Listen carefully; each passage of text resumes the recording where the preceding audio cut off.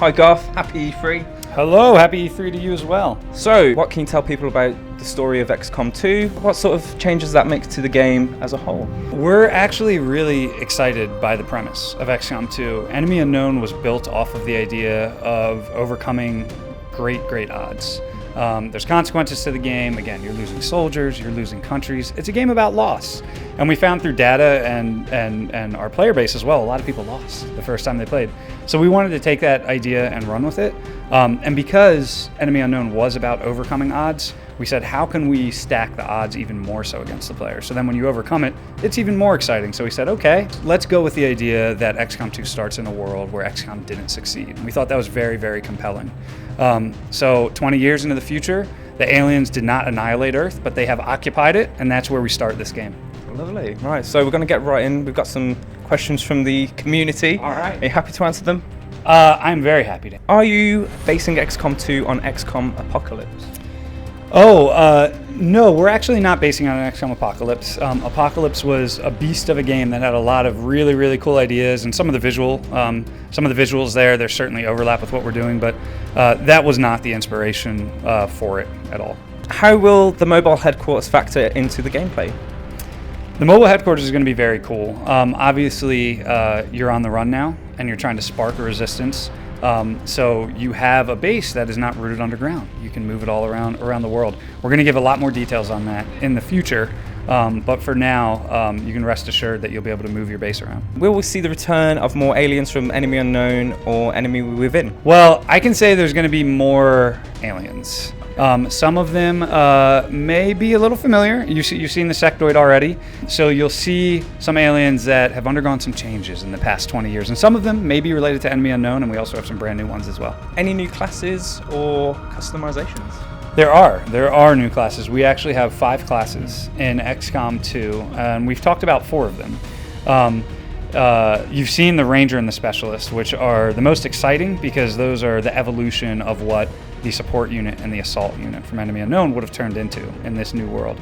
So the Ranger, they have to scrape together resources that you may otherwise not have to, since you're a resistance group. You don't have as much of an infrastructure for building weapons, so they have a machete sword, and they can bring the fight right to the alien and get up close and personal. I like the machete. It's a lot of fun. So melee has much more of a role, and the Ranger can also manipulate the concealment system in future abilities that we're not talking about right now.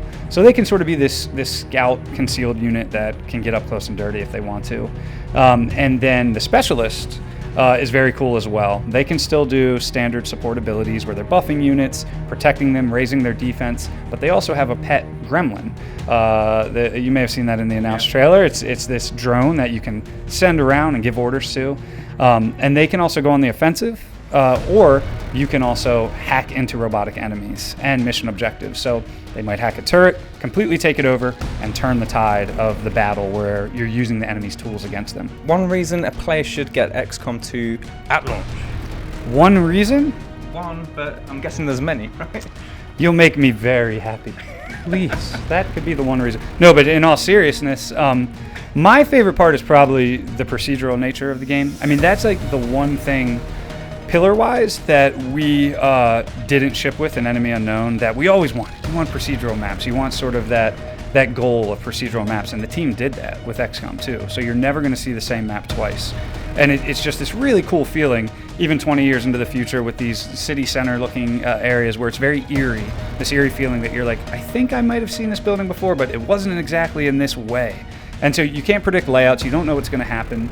And then when you layer the procedural objectives on top of that, every mission is different every single time, and I'm probably most excited about that. Keeps it fresh. It does. It keeps it fresh. What level of customization in reference to mods will be in XCOM 2?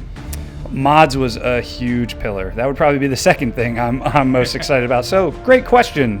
Who was that? Arc 520. Arc 520. Good question. Yeah. So we did not support mods extensively in Enemy Unknown. Some people worked some black magic. If you saw the Long War mod, and they made it happen, which is very impressive. But now we want to provide tools to the community so they can do total conversions with the Unreal Editor and create all new worlds, all new art if they have that skill set. Or they can just do partial modifications where they're adjusting stats and abilities and writing their own stories in text files that we're providing as well through the gameplay source. All of that stuff will be open to the community, and we can't wait to see what they do with it. Neither can I. It's going to be really good. What kind of upgrades can we expect humanity to use now that they're on the run? Well, now that they're on the run, I mean, there's going to be a lot of details revealed on the strategy side. That's related to being on the run. On the tactical side, some of the tools you saw in the gameplay demo. Because you're even more so behind the 8 ball, XCOM now needs to use things like stealth and concealment to get the advantage in a tactical mission. So you can now set up your own ambushes and sort of strike from the shadows before you're in pure XCOM combat where you're totally concealed, and that's very fun. Any last words for the XCOM community out there? Why they should be excited for XCOM 2? No, I am just genuinely super excited for this as well. It's been a couple years since Enemy Unknown, and very excited to do this again. The reaction from the community and their genuine excitement that the team has been reading and seeing really helps drive the development team as well. So it's cool this time to have that support behind us, whereas with Enemy Unknown, it was sort of an unknown entity. So it's cool to feel like we have a team behind us in the community as well. Garth, thank you very much. Thank you very much.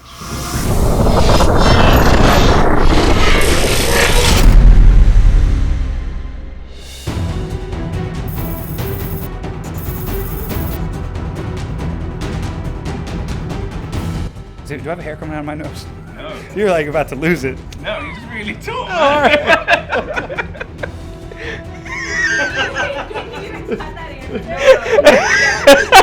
This is for the post. I like that. All right, that's good. Yeah, I told you. Good.